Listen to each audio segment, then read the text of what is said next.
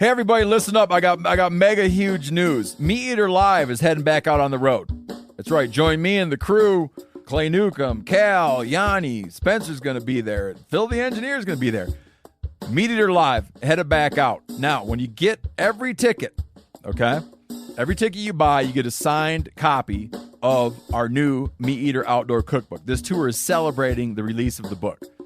Buy a ticket, get a signed copy, Meat Eater Outdoor Cookbook, wild game recipes for the grill, smoker, camp stove, and campfire, which I'll point out is a $38 value. Here's where we're going to go. April 23rd, the Mesa Arts Center in Mesa, Arizona. April 24, the Balboa Theater in San Diego. April 25, the Grove in Anaheim, California. April 27, the Crest Theater in Sacramento. April 29, the Union in Salt Lake City. April 30, the Egyptian in Boise. May 1, the Wilma Theater in Missoula. May 2, the Bing Crosby Theater in Spokane, Washington. May 4, Revolution Hall in Portland, Oregon. And May 5, the last day of the tour, Pantages Theater in Tacoma, Washington. For tickets and more information, visit the events page at themeateater.com. Hope to see you at the show.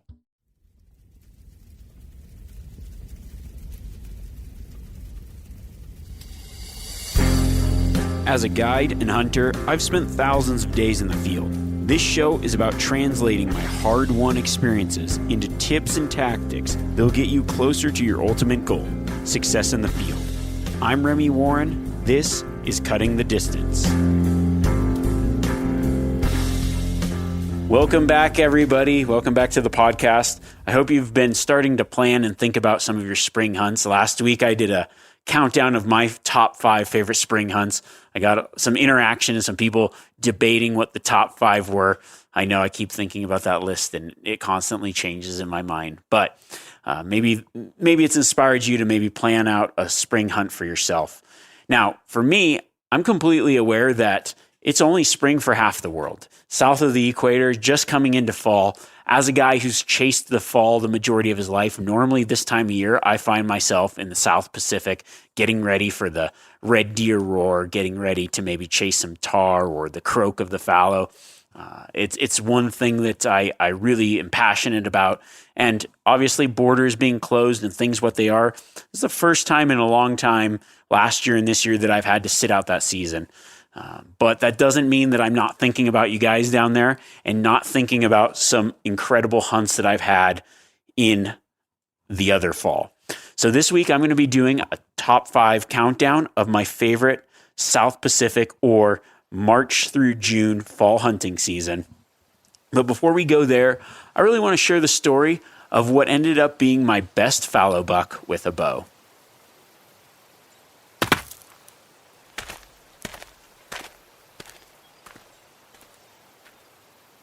This week, I actually just got back the mount of my best fallow deer thus far. I took it with my bow a couple years back in 2019, and it was just before everything shut down, before the world shut down for the whole epidemic. So I got this mount back, and it's just been like, I've been kind of looking back at pictures, watching some video of the hunt, and reliving that memory of what I think is one of my top and favorite hunting memories. You know, you go through and you have all these hunts and there's just some that stand out for various reasons. I think as a hunter, that's one of those things that's so cool about having antlers. Like I'm looking where I'm recording here. I've got like this little dog kennel that I've converted into a podcast studio. Not little dog kennel, not like the kind you put in the back of your car, but it was a dog run for a while, and now I've kind of converted it into a miniature office podcast place. I've got a lot of my antlers here, and it's just something, you know, as a hunter, a lot of hunters can associate with this. It's like, it's cool to see that mount, to see that skull, to see those antlers, and just relive that memory. And so when I got this mount back, it's just like all the memories of that hunt flashed back. For me, fallow deer is just like, they are so freaking cool to hunt. I've hunted them quite a few different places, but some of my favorite places to chase them are in New Zealand and Australia. One of the places that I like to hunt is kind of a more central part of the country. And it's got just like very similar terrain to what I experienced where I grew up hunting in Nevada. I think it's pretty much the same latitude, longitude, just on the opposite side of the world. But it's just got like this open feel, big rocks. Instead of sage, it's replaced with wild thyme. But it looks like, if I was to take a picture of that and take a picture of the place I grew up hunting, you could almost stitch the two together, and it looks very similar. Because of that, it's very reminiscent to me of mule deer hunting and the ultimate spot and stalk game. When you think about open country mule deer hunting, there's this inherent challenge because you really can't employ a lot of other tactics other than spot them, exploit a weakness when you can, and stalk in. One of the things that I really enjoy about this particular place, fallow deer hunting, is it's got all those things. It's got that place where I can set up in glass. It's got some rocky terrain and more mountainous type stuff. And then another good thing is it happens to have some good bucks and some good rut action. On this particular hunt, I had been chasing. It's a private station, so I've know the landowner really well. He's a good friend of mine. And I had the opportunity to hunt this place multiple years in a row. And it just goes to kind of show, like, most of my hunting I love to do is on public land, but there are some incredible hunts that are completely free range. Where it's managed, you really start to see the trophy potential of some of these places. And just to be able to, the opportunity to hunt something like that is incredible. So I don't discount the fact that I'm very fortunate to be able to hunt this area. But because of it, it's really cool to be able to go back year after year and kind of start seeing, like, okay, what deer, what genetics, where are these deer coming from? Some of them kind of appear during the rut from places I don't know where. And then there's one particular buck that I'd been seeing for 3 years in a row and had yet to get an arrow in. He's probably going to start regressing. He had kind of these awesome drop antlers and just a giant buck. On this particular hunt, I found that buck again for multiple years in a row and thought, okay, I'm really going to focus in on getting this deer. So I spotted him, watched him bed, stalked in. That stalk didn't work. Then I ended up respotting him, stalking in again. And the first time I didn't blow it, he just moved off. So I ended up spending the rest of the day looking back into where I think he might have went and caught him bedded. He's just like, it was during the rut, but this buck, I think he's just that old age class where he's just kind of off on his own and then probably just rolls in, grabs a few does and takes charge of everything. He happened to be bedded below this cliff, like in this spot where I knew I could stalk in. I take off my shoes, I sneak in, I get within range, and all I can see are his antler tips. So I'm like, okay, I'm going to go around, get right above him, and get a shot on him. This is awesome. Like, the wind's good, everything. As I'm stalking around, he had somehow got up out of his bed, unspooked, but just decided to do his thing. He's walking around the rock pile at the bottom. I look up, and he looks over at me at the exact same time. It was just a matter of timing. I was paying a lot of attention to where he was and being quiet. And normally I'm always scanning. And I was scanning, but it just happened to catch him. I was looking left. He popped out right. I look right. We're both looking at each other. He blows out. I try to stop him. It's no good. He runs off. I end up respotting the same buck later and getting a good stalk in. I stalk in. Everything's right. It's super windy. It's quiet. The sun's on me, but he's kind of down below feeding, or he's bedded. And now I'm stalking in and I see the antler tips stick up and I'm like, oh, he's standing now. Well, I stand up and it's just the slope of the hill and the tall grass. It's really hard to see exactly where he's at. I tried ranging him, but I can't get a good range. So I was trying to actually range the tops of his antlers. I could see that I could probably shoot through the grass. I get the range, I draw back, shoot, and miss, just shoot right underneath him. And I think that I had misranged him. It was probably 10 yards further than I thought, but the way the hill was and the brush that I was ranging through, I just didn't take enough. I didn't want to take any extra time because I thought he was going to get out of there. And I also thought that, all right, he's right here. This is, you're good, man. Just draw back and shoot him. And unfortunately, I missed. It's like, oh man, this sucks. That's a great buck. I continue hunting for that deer for quite a few days and never relocate him. So I'm kind of back in that same area a few days later, and I hear some croaking, and I'm checking this one canyon, and this buck's down there croaking, a smaller buck, And then I hear up above me just this real deep. That was me trying to do my croak without practicing first. But it's essentially like if you have never hunted fallow deer, it's this like grunt snort. I kind of think of it like a pig. So I go, and it's like they do this croak. They get on these pads where they've dug out this dirt area, this rut pad where they've got their scent, very similar to like an elk wallow. And the bucks will get in that pad, they'll roll around, they'll lay, and they'll start croaking. And actually it'll start attracting the females. Then they'll build up this harem, and they'll kind of take control of the does, and potentially, hopefully a doe comes into heat, and then they rut that doe. While that happens, other bucks are in there trying to steal his honey, and these fallow deer fight so ferociously. I think that out of all deer species that I've encountered, I think between those and Rusa, they're some of the most aggressive like breeders, fighters. I've seen many fallow bucks dead fighting to the death. When the rut's on, it's a very aggressive time of year. So this buck's croaking. I work my way in, pick up my binos, and my jaw drops. I'm like, this fallow deer is an absolute tank. Quite a few years earlier, I'd been guiding, and there's a couple different score systems for international type games. So the one I like to use is a Safari Club system because it doesn't necessarily penalize you for what the animal grew. It's a good way to compare apples to apples because you aren't discredited for maybe something that's a little bit different on one side or the other. And then there's the Douglas score system, which is quite a bit different, but it's really favoring symmetry, very similar to our Boone and Crockett or Pope and Young club system. So I'm looking at this buck through the binos, and I'm like, this thing is a beast. I don't know if I've seen a buck as big as this one. Even the one I was chasing before, I don't think was this big. And this was a buck that I had not seen before. He was the king stag of the hill. And a few years earlier, I had actually guided to been on the hunt with the free range archery world record for SCI. And I looked at this stag, and I'm like, this fallow buck is he's bigger than that buck. I knew what I had in front of me, and it was a giant. So I'm like, okay, Remi, calm yourself.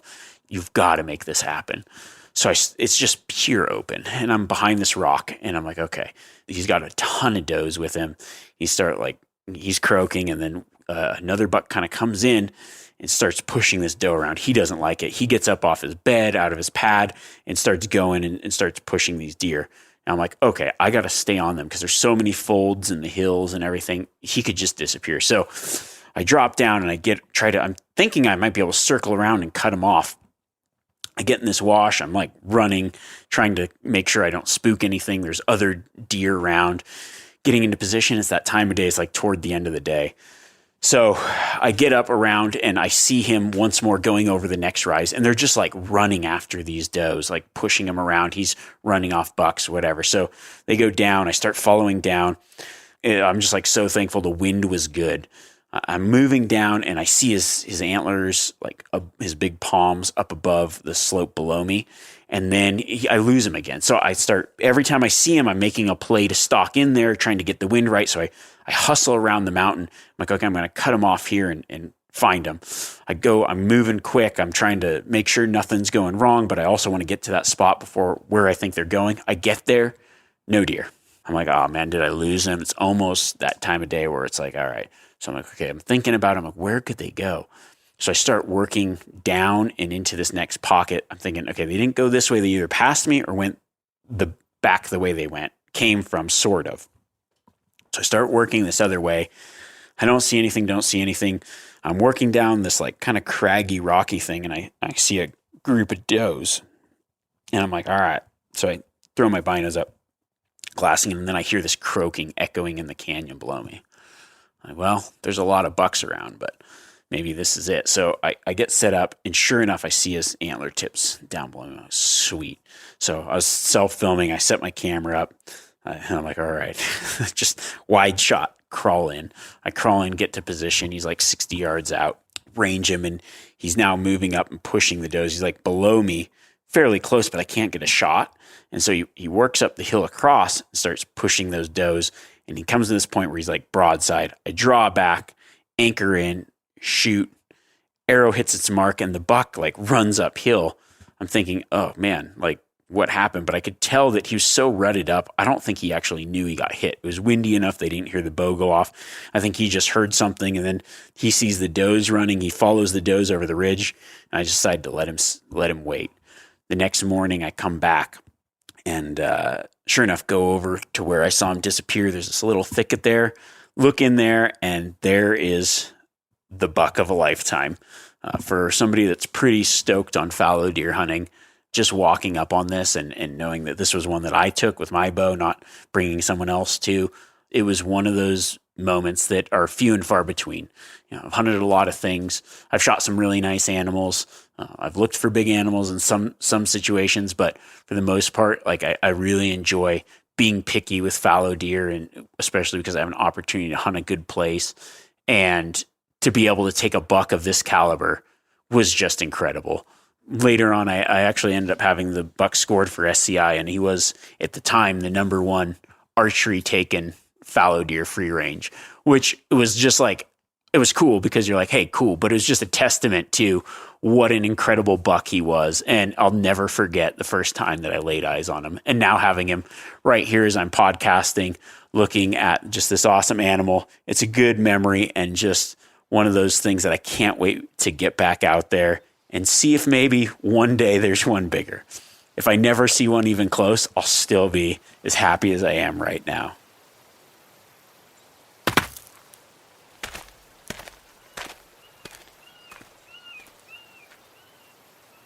Now that we've gone through our list of top 5 spring hunts, admittedly, I have spent most of my life chasing the fall. And honestly, the only thing that could keep me away from heading down to the southern hemisphere to get into another fall season was a worldwide pandemic. And with cutting the distance being listened all over the world, there's no way I could leave out my friends just coming into that fall season. So I'm going to do a countdown of my favorite South Pacific quarry.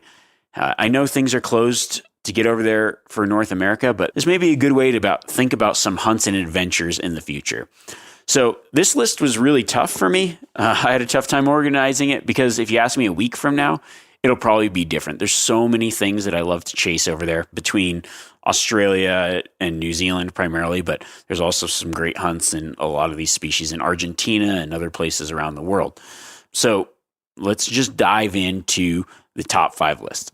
Oh, and before I get into the top 5 list, I know there's going to be a lot of people out there that are going to listen to this podcast, a lot of my podcast listeners that are diehard sambar hunters. And I have not yet got to do that good Highlands sambar hunt. I was supposed to be going last year, and I had plans to maybe go a couple years in a row. Once I know undoubtedly I'll probably love it. However, I can't add it to the list. So that's the caveat to this list, because I know there's a lot of you out there. All right, so we're going to jump into the list starting at number 5. Number 5, this was tough, but I went with Rusa. It's a really fun deer to chase. I like the aspect that they live in a variety of terrain, but I like that still hunting, jungle type hunting. I also love how aggressive they rut and the way that the stags fight, but they can be like also quite solitary and fairly aggressive. I think it's a really fun hunt. They've got kind of that micro roar thing going on, and just the terrain itself really lends it to a really fun hunt.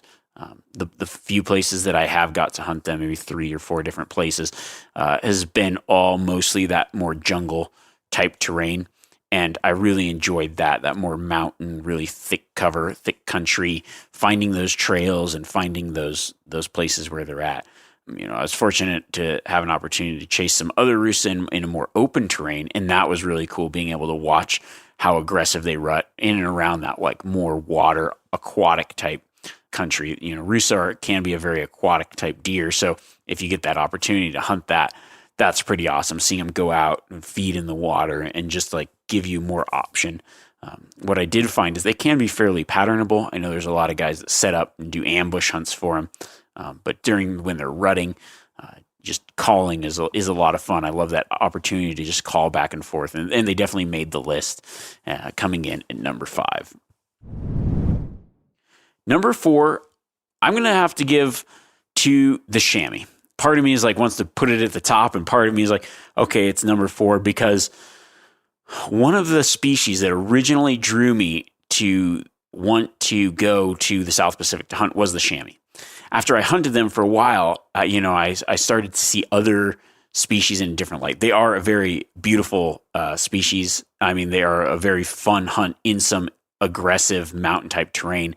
And that, like, right there is the adventure and is the fun.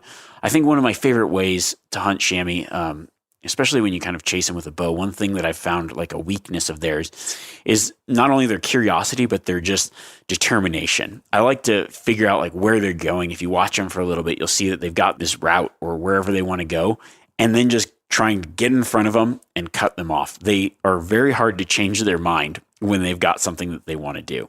There's been times where I've been hunting. It's like, oh, they're going there, and we move and get into position. And it's like, okay, oh, they saw me.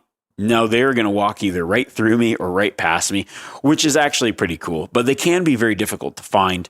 In New Zealand, in the past, there's been a lot of areas where their numbers have been declining.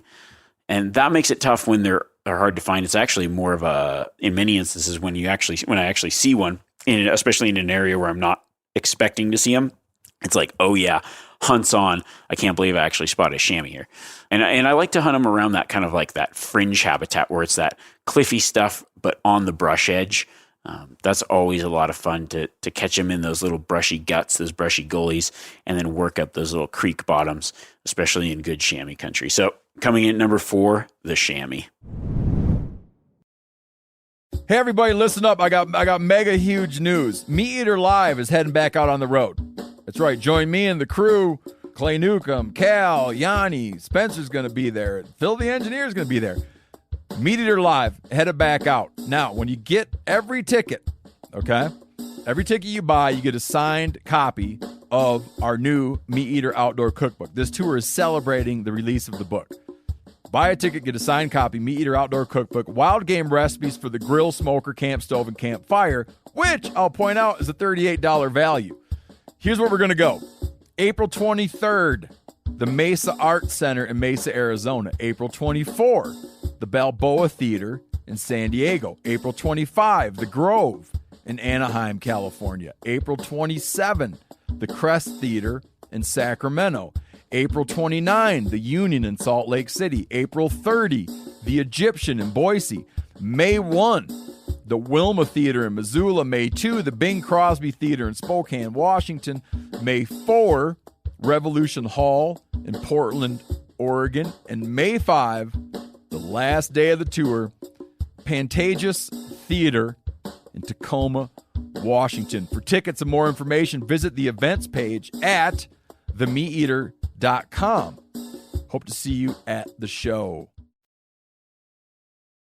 Now we're going to move on to number 3. I'd say number 3 is going to go to red deer.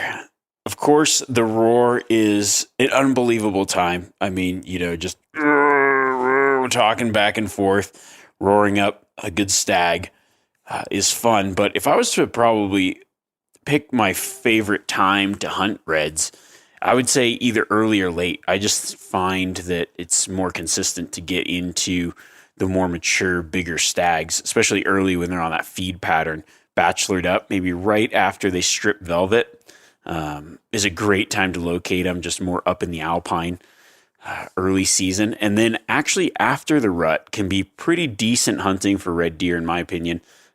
I'm kind of strange in the way that I would always hunt red deer when everyone else wasn't, because I felt like during the roar, it just got so much pressure. A lot of people out hunting, roaring, out and about. So I would go hunt something else while everyone else was hunting the roar. And then afterwards, or either before or after, I'd go in there and find the big stags after they're done rutting. When they kind of pull off into this feed pattern, they'd get in these little isolated pockets, and they're just kind of staying tucked tight by themselves and just feeding and rebuilding and storing back up that energy that they lost during the roar. Maybe just kind of in a little pocket sulking by themselves because they had a tough season.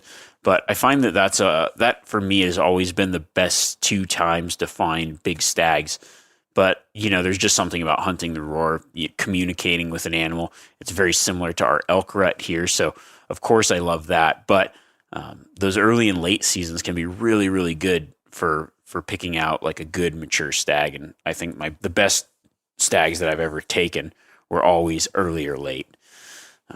But probably some of the most fun times I have would be actually peak roar. So I got to give the third spot to the red deer. Number 1 and number 2 really are interchangeable in my mind. And it's just, it just depends. I would say number 2 is because of the animal, and number 1 is because of the location. So the number 2 spot I'm giving to the fallow. I absolutely love chasing fallow deer. I don't know what it is about them. I think that they just seem to be this animal that is so tough. They rut so hard during the croak. I mean, they're very vocal. They've got a little bit of everything I love.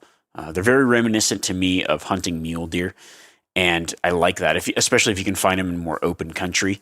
There's a few places that I hunt them in the open, but there's a lot of places that I've hunted them in that thicker bush, and it's really fun during the rut when they're rutting, where they're croaking. They're on their pads. They can be super, super aggressive, and you can kind of use all hunting tactics for them. You can use ambush tactics. You can use calling tactics. Rattling for fallow is a lot of fun, especially in some thicker stuff. I love to croak. That's one way that during the rut that I've taken probably my best fallow bucks. But I think that like there's just something about chasing fallow deer. There's such a cool, the way their antlers grow, everything about them I just love, and I'm addicted to hunting. So it's something that's always on my list whenever I'm in the South Pacific or anywhere where there's fallow deer. I just get fallow on the brain, and I go full bore into chasing them. So they're coming in right there at our number 2 spot. All right, drum roll. The very final number 1 spot, I got to give to the Himalayan tahr. Tahr are just badass. It's a mountain goat with a lion's mane. They've got like this gorilla striped back. The way that they walk around and just stomp around, especially when they're rutting, is just so cool. But aside from that, it's to the location. There's just something about where the tahr live, up by the glaciers, in the real tough mountains. Every tahr trip, in my opinion, has always been an adventure. It doesn't matter if it's just a day trip where I drive up and hike into a spot up a river valley, or somewhere where we get dropped for a week from a chopper, like just a real remote backcountry spot, or just, spending a week going up a river valley during the rut and just trying to pick out a big bull tahr. There's just something about them that is just, it's awesome. It's the epitome of mountain hunting. You've got to be part mountaineer, part this just like in that alpine, in that very dangerous terrain. There's just some real form of adventure with it. And I love that about tahr hunting. And that's the reason the tahr comes in at our number 1 south of the equator fall hunting season spot. Well, that concludes my top 5 South Pacific or south of the equator fall hunts. If you're right now coming into fall, please share your hunting videos with me, your hunting pictures, your stories, because I'm just going to have to live vicariously through you guys. It's something that I'm missing. I never thought, if you were like, hey, there's going to be a couple year span where you aren't going to get down there and get to chase some animals around, I'd be like, yeah, right. Yeah, we'll see when that happens. So I'm really missing that. I've been just like watching a bunch of videos and just kind of dreaming about the next time I get back down there. So yeah, keep me frothing by sharing whatever you've got. If you're a guy that's like, hey, I hunt the U.S., I've never hunted that, it's always a dream. I remember I was probably 13, 14 years ago. Bull tahr, like it was one of the things that I just thought like, I really want to hunt these, and knew nothing about it. It was back before there was any information on doing it yourself. I kind of just bought a one-way ticket and got over there, bought a small vehicle I called the tahr car, and really learned how to hunt those areas, and just kind of cut my teeth on figuring it out, hunting different places, and just kind of like going from hut to hut and backcountry zone to backcountry zone, and fell in love. And from that point on, I pretty much spent all of the fall season, southern fall season, chasing animals around, kind of doing some guiding and some other things. And it's just something that I'm really missing right now. So I'd be down there probably right now if it weren't for borders being shut down. So I thank you guys for everybody that shares stuff with me. It's always fun to see everybody's adventures and people getting out. And it's always cool to be able to kind of, if you haven't done those things, dream about those things. I like to be able to think about hunts that I want to go on, plan and execute, and make a plan for some time in the future, whether it's next year, whether it's when it opens, or whether it's 10 years from now.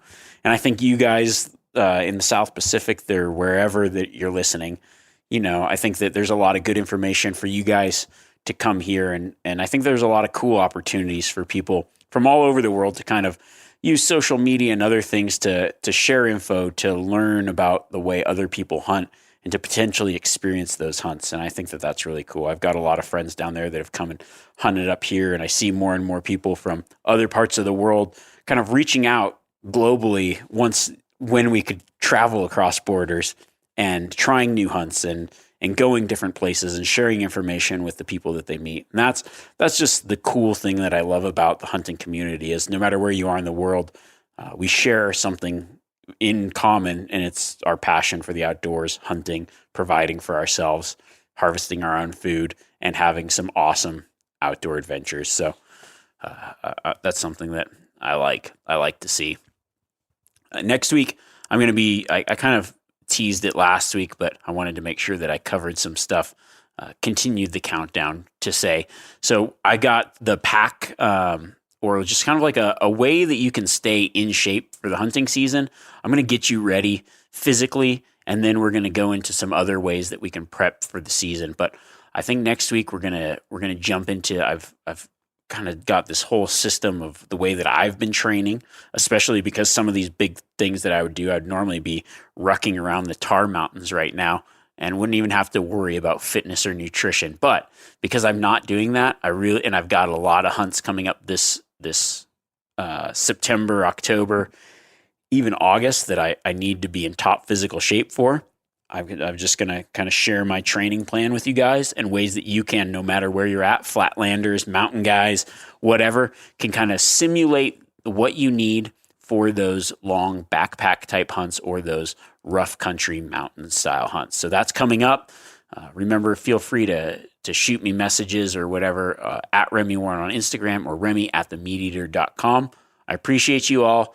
Until next week, wherever you're at, find some fall or spring or something to hunt. I've had way better endings. We'll work on it. See you guys.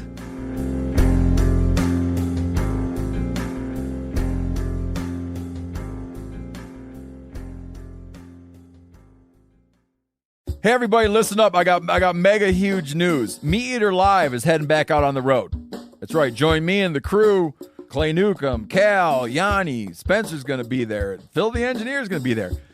Meat Eater Live, headed back out. Now, when you get every ticket, okay, every ticket you buy, you get a signed copy of our new Meat Eater Outdoor Cookbook. This tour is celebrating the release of the book. Buy a ticket, get a signed copy, Meat Eater Outdoor Cookbook, wild game recipes for the grill, smoker, camp stove, and campfire, which I'll point out is a $38 value. Here's where we're going to go. April 23rd, the Mesa Art Center in Mesa, Arizona. April 24th, the Balboa Theater in San Diego. April 25, the Grove in Anaheim, California. April 27, the Crest Theater in Sacramento. April 29, the Union in Salt Lake City. April 30, the Egyptian in Boise.